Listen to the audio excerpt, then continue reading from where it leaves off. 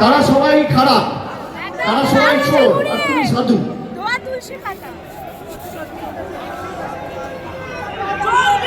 এগুলো এগুলো আপনাদের বোঝাতে হবে। তথ্য সহকারে তথ্যটা মানুষের কাছে ঠিকমতো পরিবেশন করতে হবে।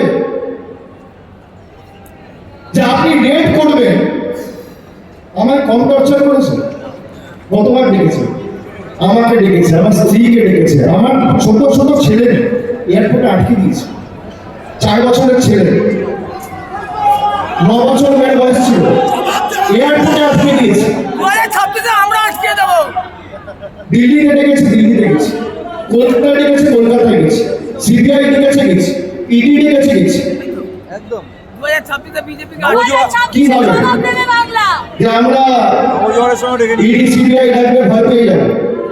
তৃণমূলকে যত চমকাবেন তৃণমূল তত শক্তিশালী হবে।